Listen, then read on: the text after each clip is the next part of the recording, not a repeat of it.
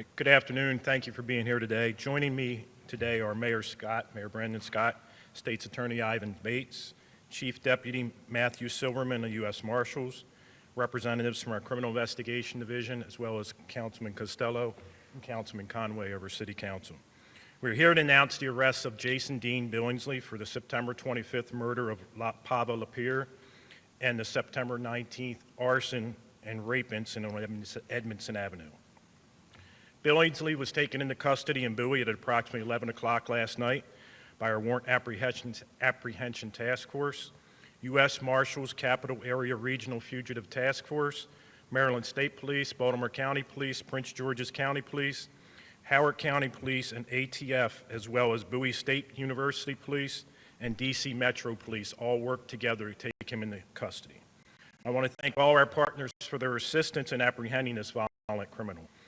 Through the tireless efforts of the men and women of the Baltimore Police Department and our local, state, and federal partners, we are able to capture this violent criminal without incident or further loss of life. I know this arrest does not bring back Pavel Lapierre or take away the heels of the many victims of Mr. Billingsley. But my hope is at least we can give a sense of closure to the city of Baltimore, the victims of all of his crimes and all their families. Investigators continually and actively review all open cases since his release in October of 2022 to determine any connections that exist. We're going to put this individual, this violent criminal offender, repeat offender, back in jail where he belongs. Now let's all work together to make sure that he stays there. What I can confirm in reference to this incident and the reference to the incident on September 29th, right now all the indications are that this was not a random act of violence. We have information to believe that the victims from Edmondson Avenue were targeted by the suspect, that the suspect knew the victims, and he went into that location for a criminal reason. We know that the victim and suspect were known to each other. Additionally, we know that the suspect did not break into the building as he worked at that location. Through witness testimony and surveillance, we were able to develop the identity of the suspect, and a warrant was issued for him for Edmondson Avenue within hours. I can confirm that the warrant was a priority, and we brought in our law enforcement partners from the U.S. Marshals, as well as a flyer was distributed to every single officer in the Baltimore Police Departments. Our detectives, alongside our partners at the Marshals, were monitoring and surveilling to apprehend the suspect. This includes tracking his phone, looking at financial transactions, looking at social media, surveilling known addresses, speaking to multiple witnesses, and listening to his previous jail calls.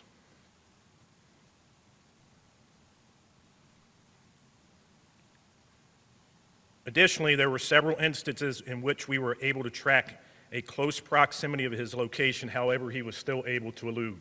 As a matter of fact, we had the press conference the other day about Ms. Lapierre's death.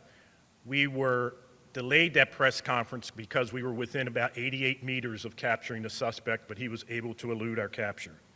We knew early on that the risk was when we went public that the suspect would go underground, which is exactly what he did. As soon as the news conference happened the other day, he basically left the location where he was at. We did a search warrant at one location. He had just left because he saw the news conference. In reference to the homicide of Ms. Lapierre, we are still processing all evidence to determine exactly what occurred.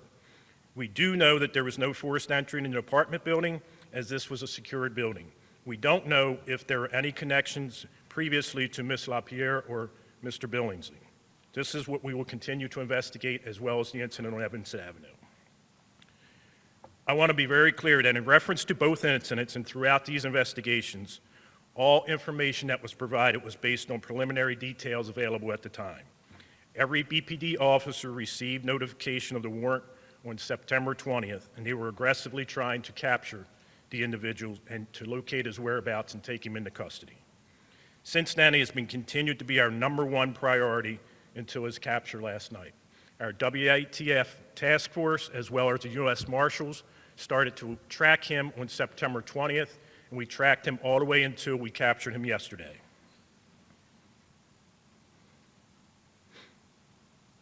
I'm aware that the last few days have been unnerving for our citizens, and I sincerely hope we are able to find a little bit of peace today.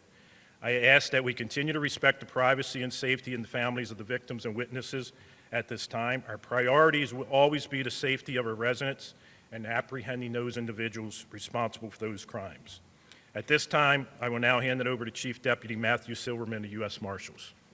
Thank you, Commissioner. Thank you, everybody, and good morning. My name is Matthew Silverman, and I have the distinct pleasure of serving you all as the Chief Deputy United States Marshal for the District of Maryland. First and foremost, I would like to express my condolences to the victims affected by this tragic situation. All the families, our thoughts and prayers go out to each one of you and the citizens of Baltimore. With that said, I would like to express my sincere appreciation for the work done by all of our criminal investigators, detectives, and police officers who serve on our Capital Area Regional Fugitive Task Force. These dedicated professionals worked around the clock to locate this and apprehend this violent fugitive. Because of their tireless efforts of the Baltimore City Police Department, the Maryland State Police, the Prince George's County Police Department, and our other federal and state partners, we were able to secure this individual without any further incidents. This arrest truly speaks to the power of our public interest and safety partnerships with each one of you. I thank everybody for all the continued support, and hopefully we don't have to be up here anytime soon to do another press conference. Thank you. Thank you so much. Good morning, everyone, and thank you all for being here. Thank you to all of our colleagues, my elected colleagues, Councilman Costello, Councilman Conway, of course, the fabulous people that did this work from both the marshals, the BPD, our homicide detectives, because we gave you all our word that we would not stop until we brought this individual in and that we exhausted every resource to make sure that we brought him in to keep our residents safe. It is very clear that this individual posed a substantial danger, that he had been non-compliant and was clearly violating the terms of his supervision after being released, and that alone should be enough to make sure that we keep him off the streets. This morning, I want to commend the excellent work of not just the BPD, the marshals, all of our law enforcement partners who worked together in apprehending this gentleman for the murder of Pava and the rape on Edmondson Avenue, because every single life in Baltimore matters. Pava's life mattered. Those individuals who he impacted in other incidents matter. Those who we've done it to in the past, their lives matter. As you know, I had the pleasure of knowing Pava, and she was truly a light in our city and in this world. It's heartbreaking that she is no longer here with us, especially at the hands of someone who, as I said the other day, should not have been on the streets in the first place. We will continue to make sure that we are working with our state's attorney and our partners to make sure that he does not get that same fate again, that he does not get back out on the streets here in Baltimore with the opportunity to harm others. I had the opportunity to speak with Pablo's family late last night, giving them the news of this arrest, and we're going to again ask that everyone continue to pour light and love into their family, and pour light and love into our community, our city, all of those who know Pablo. Our entire city heart aches with them, and while this arrest will not bring her back, I hope that it does begin the process of closure for her family, her friends, her community, and all of Baltimore.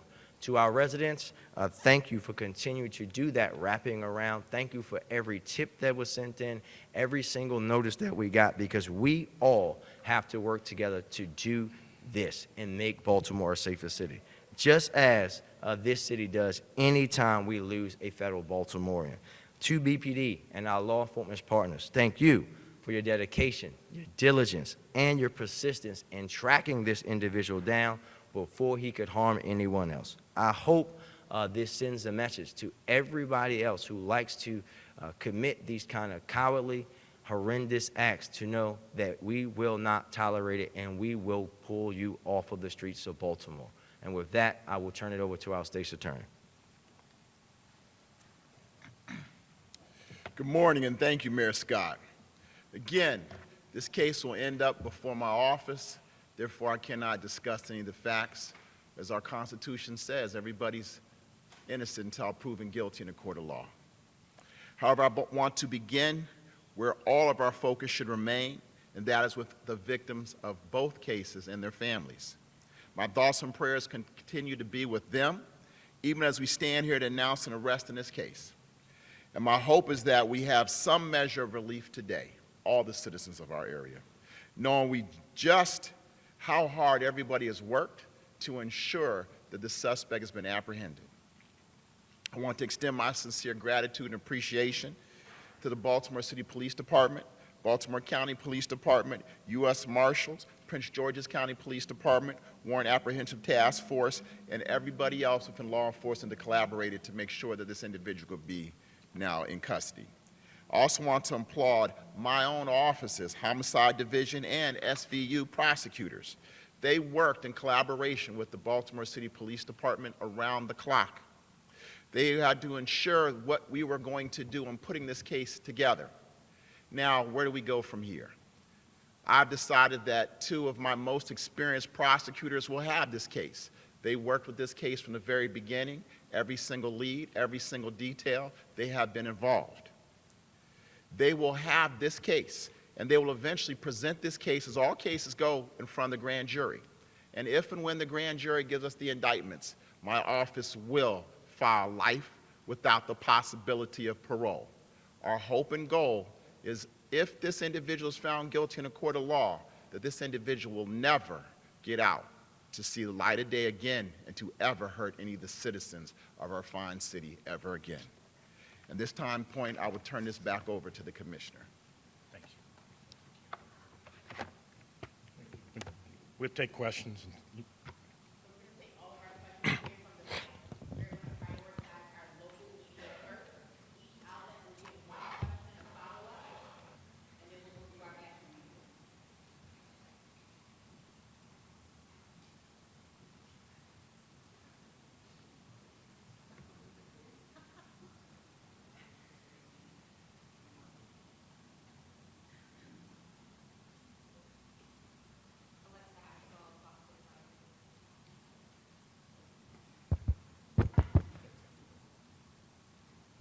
Alexa Ashwell, Fox 45 News. This is a question for Acting Commissioner Worley and Mayor Brandon Scott. You said Billingsley was being tracked, yet he was still able to commit another violent, heinous act. How is that so? And at what point do you weigh the community's safety? This was a violent rapist who was roaming the streets of Baltimore, and the public had no idea. Could this knowledge have prevented Pava's death? I'm not going to speculate whether it could have prevented her death, but what I know we did is, as soon as we realized that there was a public safety, we had the press conference. The first incident on Edmondson Avenue was not a random act. Had it been a random act, we would have put out a flyer right away saying that this individual was on the loose committing random acts. We know pretty much why he went into that house on Edmondson Avenue and why he committed those acts. He worked at that building. He was familiar with the victims. I'm not going to say too much more because I don't want to talk bad about victims. But he was there for a reason. And it was, at that point, our detectives and everyone in the department decided that we didn't think at that point that he was committing random acts because we knew he had been out since October 2022, and we had no incidents that he has been connected to. We're going to go back and look and see if we have anything that he could be connected to. But at that time, we did not believe that he was committing random acts. We think he committed a targeted act on the victims that he victimized that day. And my follow-up question, I mean, there are a lot of eyes on this press conference. People are angry. Your message to them, if they're questioning why they should trust the Baltimore Police Department with their safety? The main reason is, if we made a mistake, I'd tell you we made a mistake like I did in Brooklyn. I don't think we made a mistake in this case. I think our detectives made the same decision we make every single time based on the facts and circumstances that we have. And as soon as we realized he had committed an act that seemed to be random, that we still don't know connections there yet, we put the flyer out, and just as we thought, as soon as he saw the flyer, he tried to elude capture and turned off all devices we were able to track him on. Thank you. And just to add, Alexa, to that, I think we have to understand that residents should trust the Baltimore Police Department in doing their work because they do that work each and every day. It was the Baltimore Police Department that did the work that led to the initial case that he was in prison for. And what the residents of Baltimore should be doing is questioning why he was let out and how that happened. And that's not on the police department. And they're the ones who are out here arresting folks for murder, taking record numbers of guns off the street, having a double-digit deficit in homicides, reducing that each and every day alongside our law enforcement partners. They are doing that work. But we know that we're talking about a system that we also have to deal with because they didn't decide to let this sociopath back out on the streets of Baltimore. Thank you. Phil Yakubuski from WBAL News Radio. This question is for the commissioner. What were the circumstances surrounding his arrest late last night? Where in Bowie did he admit to it at that point? You said without incident. Did he have a weapon? Can you describe exactly what happened? Yeah, we got information that we knew where he was at, or we knew where he was going. PG County SWAT set up, and when he showed his face, they took him into custody without incident. There was, I can't comment on what happened after we interviewed him or if we recovered a weapon. Knowing what you know now, should you have put out a better photo of him earlier after the Edmondson Avenue incident? Hindsight's always 20/20. If I would have known that he was going to go and kill someone, we would have put the flyer out. But we had no indication that he was committing random acts. This was a targeted act that he went into that apartment that he worked in, a building that he worked in, that he had access to the apartment. He was allowed in the apartment. So there was no reason to believe that he was out committing random acts. Had we believed that, the flyer would have came out to everyone on September 20th as soon as we got the warrant. Justin Fenton, Baltimore Banner. Is it accurate that you've received information that there may be another dead person in a vacant home, and is that valid? No, that's the first I'm hearing of that. Secondly, I truly understand the difficulty of putting out information when you're not sure if the person did it or if you don't want to alert the suspect. But jumping to the press conference on Tuesday, you were asked point blank if there was other crimes. You did not answer that question. The mayor did not answer that question. You did not talk about the Edmondson Avenue incident, even though there was a warrant out, even though he was now on notice and he was being looked for. Why was that incident? Why did you refuse to acknowledge and discuss that incident? I think I answered that earlier because at that time we were tracking him. That's not what I'm asking. Once you put out a press conference saying you're looking for him for the murder in Mount Vernon, why didn't you acknowledge the incident on Edmondson Avenue where there was a warrant out for a week? Because there was 2 victims from Edmondson Avenue that were still out. One was in the hospital, one was at their location. We had to get them protection if we were going to put that information out. And we had to send Anne Arundel County, and we had to protect those 2 victims because we didn't know what this guy was going to do, if he was going to go back and try to apprehend them. Plus, once he saw the press conference for the homicide, we didn't know where he was going to go. We knew several locations he could go, and we had those all under surveillance. And they were actively tracking him while we were at this press conference. That's why it was that press conference. That's why it was delayed for 30 minutes. Elizabeth Worthington from WMAR 2 News. I had the same question as Justin. What changed then between the press conference on Tuesday and yesterday when you did release the information that he was wanted in both cases? As soon as we realized that he had confirmed that he was the suspect in both cases, then we knew he was fleeing at that point, so we had to get it out as soon as possible. As soon as we realized he had done what we considered at the time as a random act, then that changes everything from the first act, which was targeted. Once there's a random act, then we don't know what he's going to do. And once we had the press conference and say that he's out there, because we didn't know that he was going to watch the press conference. We didn't know that he would be watching it. Once that's out there, plus we have an investigation once we take him into custody to speak to him about the Edmondson Avenue case without giving up any details that we would know on that case. So those are all things that were taken into consideration as to why we didn't answer that. We already had him wanted for the murder. Follow-up question is Yep. for the mayor. I know you kind of touched on this a bit on Tuesday, but I think people are still really upset about the fact that he was let out of jail at all. Do you think something should change? Do you think that the violent offenders should not even be eligible for those good time credits that he got? I think that, and I'll say this again, I think that every single case is different. But when you go, and I know that you'll do this, and you go and look at the facts of that original case, you will agree that he shouldn't have been out on the streets. Every case, every individual is different, right? And I think that that's what has to happen, that we have to continuously look at things as they are, but the facts as they are for this case, for someone who committed rape, he shouldn't have been out on the streets. Thank you. Mike Halgren, WJZ. Can you say, was Billingsley cooperative? Has he consented to any sort of interview by your detectives and provided you any more information about why he did what he did? I can say he was cooperative when we took him into custody because he was surrounded by a SWAT team. So he did cooperate and turn himself in. We're not going to release anything about the interview with the detectives. And I don't know that if this would be for Mr. Bates or others. I mean, are you looking back at how the case was, handled and any, perhaps deal that was made back in 2015? And do you think that there should be some reform to these good time credits at all? You put me on the spot again with the law, huh? A couple things we did. Yes, we immediately went back, we pulled the file. In pulling the file, what we definitely noticed was that a plea was given, and the plea was a little bit below guidelines. I'm not here to talk about it. It was a different administration. That prosecutor is no longer there. But with every single case, there are different issues that you have to look at. Are the witnesses and victims cooperative? What's the evidence? Things like that. So I'm not going to go back and say hindsight's 20/20. But you also sit down and look at what's called DIM, or diminution credits, within the Division of Correction. In 2016, the legislature passed a law that said if you do a sex offense, a rape, or a sexual assault on someone 16 or younger, you are not eligible for diminution credits.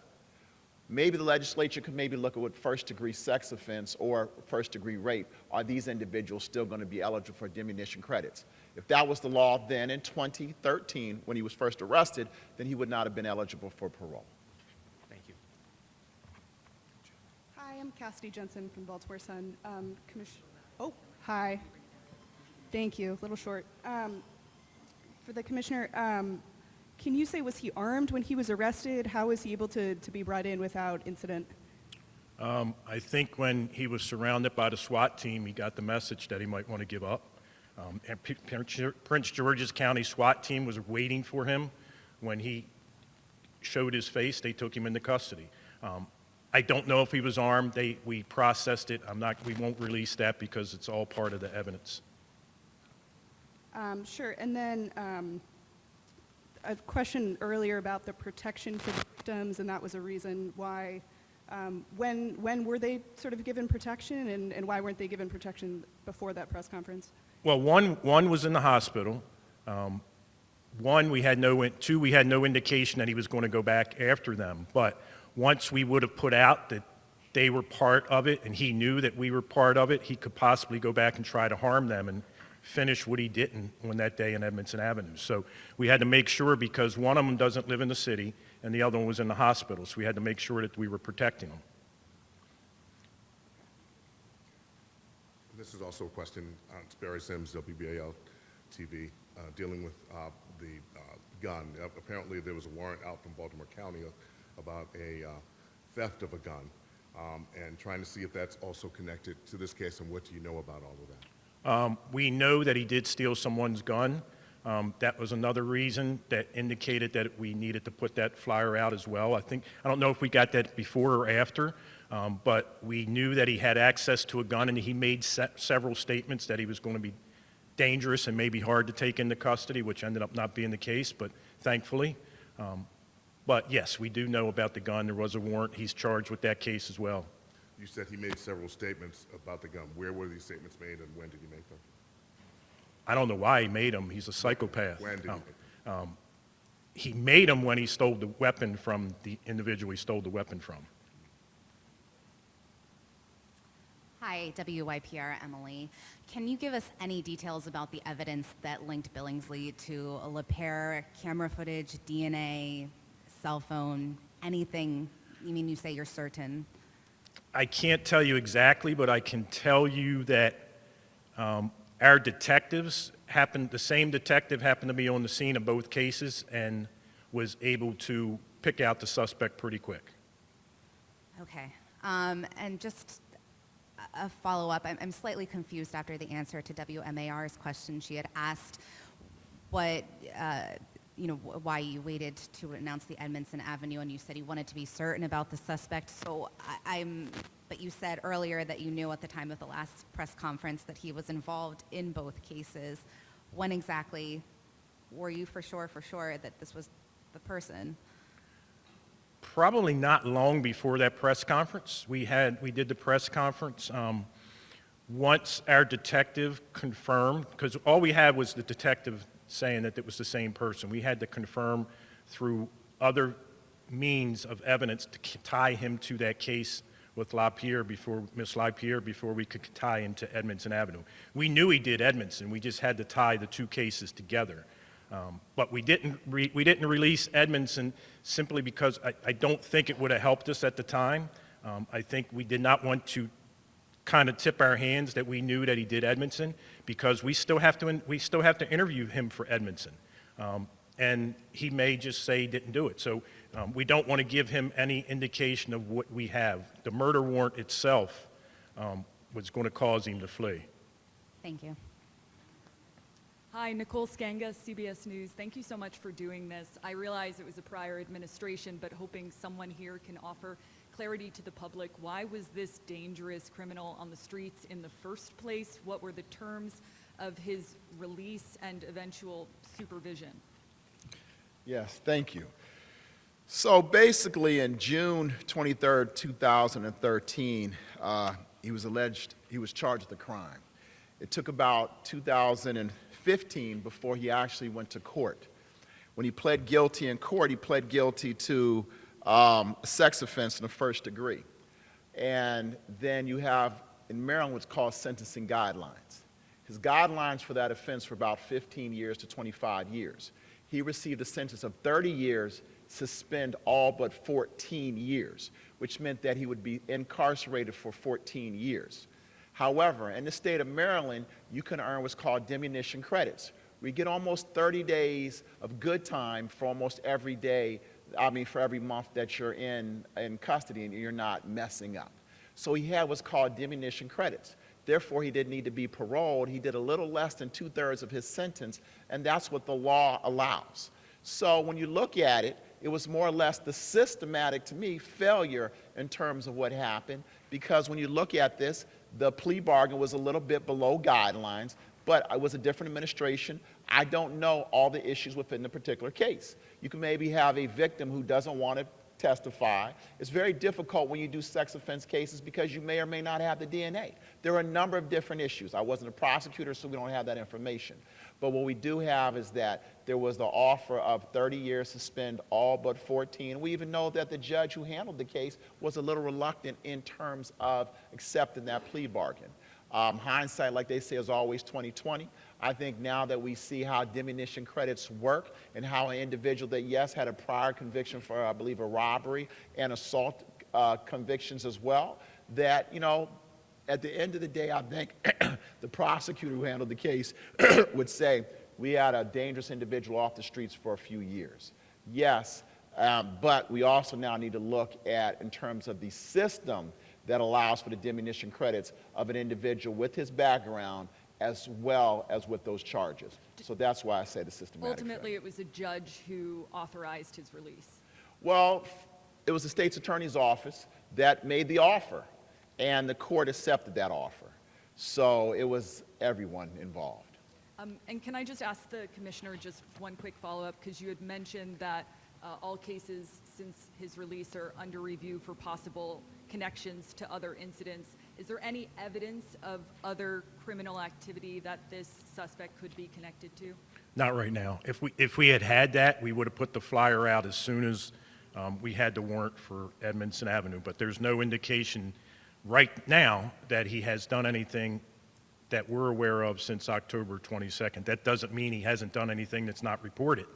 And if anybody is a victim of something he's done since October 22nd, please come forward, because we need to speak to you, because we want to speak to all the victims of this individual, because he's thankfully we got him into custody now. Hopefully we can put him away for a longer period of time, the rest of his life. Thank you. Hello, thanks for doing this. Evan Lambert with News Nation. For the state's attorney and the mayor, Going back to the good time credit, we know from the parole commission that they denied him parole twice before he was released. Should that be a red flag, and should that be changed in the law as a warning that somebody who the parole commission is saying is not eligible for release then just gets out? Well, look, without a doubt, when you look at the law, they changed the law, I mean, the legislature changed the law in 2016 that said if you do a sexual act, the first degree, to a individual 16 or younger, you are not eligible for diminution credits. I would ask, and I would love to see that law looked at again in terms of all sexual acts, whether in the first degree, whether it's rape or sexual assault. So to answer your question, I'm not a member of the legislature, but I do think that's something that we should all look at because it helps to keep our public a little more safe. Because if an individual with that background, and you also may look at the background, the prior repeat violent offender, the diminution credits, they're going to get them no matter what happens because that is the law. And so when you look at it, I think for us, we need to see what we can learn from this and understand how the diminution credits work and how it's letting some individuals that may not be fully rehabilitated back on the streets maybe a little more quickly than they should be. And I'll just say it very simply. The state's attorney has said it very eloquently. Rapists shouldn't be let out early, period. When you rape someone, no matter if it's someone's daughter, son, their wife, like, you should not get out early, period, for that kind of offense. And then one quick follow-up for the police chief. How is it possible if he was being surveilled and tracked so closely for 6 days that he wasn't able to be arrested in that time period? Because we never got close enough. 88 meters is the closest I believe we got, which is about 300 feet, which is about the size of a football field. And that was while we were doing that was why the delay was for the press conference, because we knew where he was at. And we were looking for him. He just disappeared, and then we weren't able to track him. And then as soon as the press conference happened, the devices we were tracking him on were disconnected, and he started using other means to communicate. Brian Todd from CNN for the commissioner. Can you drill down a little bit about the sequence of events on Monday when the murder of Pavel Lepere occurred? How he got into the building, when, what happened right after that? Well, Monday is when we discovered Miss Lepere. She was reported missing a few hours prior, and we ended up recovering her body at that address. It seems that she was probably murdered on Friday night, and she wasn't recovered until they reported her missing on Monday. Can you give any more detail on Friday night? I mean, again, sequence, how it occurred. Sir, I'm sorry, you weren't here the other day, but we're not going to do that. One, this is an open and active case, but also, again, at the request of the family, we are not publicly sharing those details because the reality is that this young woman was murdered by this man. He will do that time, all of that will come out, but the family has asked that we not share those kind of details, and we're just going to ask you guys to respect that wish. Good morning, Mark Meredith with Fox News. I do want to follow up on Brian's question because I do think it's interesting. So police now believe that Friday was the time of the actual incident. Is that correct, sir? Yes. Okay. And then between Friday and Monday, she wasn't reported until Monday morning to be missing, correct, sir? Yes. Okay. Second question. When you guys were able to apprehend him last night, was it his cell phone essentially that gave him away, or how were you able to determine at the train station that's where he was? I'm not going to release that because it would put people in jeopardy. Okay, and last question. This is my last question for the state attorney. Can you say what the conditions were of his release at the time? What his conditions were? Yes, he was supposed to make sure he complied and followed the laws of this great state of Maryland. He was also make sure he was supposed to be in compliance with being a sexual offender registry because the previous conviction forced him to be on the sexual offender registry. And he was also supposed to see his parole and or probation agent. And so based on all of that, I'm sure he also had to stay away from the victims of the previous offense as well. And he was not allowed to be near any weapons or any handguns or anything, or also around any other felons that he knew of. So he was on probation? He was on parole and probation. Yes, sir, he was on both. Thank you. Appreciate it. And one thing I can tell you, and another reason why we held off a little bit on Edmondson was He was compliant with our sex offender registry. He was supposed to show up on Monday, and he never showed up. Show up to where, Mike? He was supposed to show up and register with our sex offender unit. To register for the first time? No. He has to do periodic checks, and he was compliant, and we knew he was scheduled to check in with our sex offender registry unit on Monday, and he didn't do it.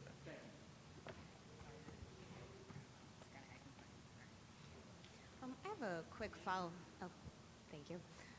Julia Juster with NBC News. I have a quick follow-up. I know you don't want to release details of the murder itself due to the family's privacy, but given that you said there was no sign of forced entry into the building, can you clarify where she was found, if they had broken into her residence, if, since there was no sign of forced entry? No, we're not. The family has asked we not release any details, and we're going to honor their wishes. And then a question for you and the mayor and whoever else wants to answer. Obviously, this is a horrific, tragic murder of Pava and someone who was beloved in the community. What do you say to the families of victims who their perpetrators haven't been apprehended and they haven't had quite the high-profile press conferences as these of those that are still on the run and unsolved? I can tell you, our homicide detectives, it doesn't matter who the victim is, our homicide detectives investigate those cases like it was a family member. That's the unique thing about our homicide unit. That same day that Miss Lapierre was killed, Mr. Braxton was killed. 15 years old, shot on Gilmore Street. They're investigating that case as diligently as they can. What happened in this case, the evidence just came quicker to them. It's not because of any other thing other than the fact that we got the evidence on this case quicker than we've got the evidence on Gilmore. We've got some evidence on Gilmore, and I guarantee our homicide detectives are going to close that case too. And we'll have a press conference to tell you we closed that case at a 15-year-old. But we also have over 200 other homicide victims in this city this year. So we work to try to solve every one of those cases. Our homicide detective is one of the best in the country, and they work their butts off every single day to try to solve every murder. And I'll just add that the press conference on Monday, we talked about young Rashid just as well. Now, we didn't get any questions about him, but we talked about him, and we've talked to his family. I've talked to his dad, and our detectives do not care who it is. They work every case the same way. I see how it impacts them. I see how it even impacts their mental state, and have to make sure that they themselves are okay, because it's not normal to do what they do every day, and they do it better than any police department in the country for my money. And we're going to continue to make sure that every single family that goes through something like this gets that same treatment. But we also have to continue to push all of us in the community to make sure when we know who is shot and killed and murdered someone else's family member, that we let somebody know and treat it just like it was our own family. And I want to correct, I'm sorry, it was the 15-year-old is Rashid Maxwell, not Braxton. I apologize.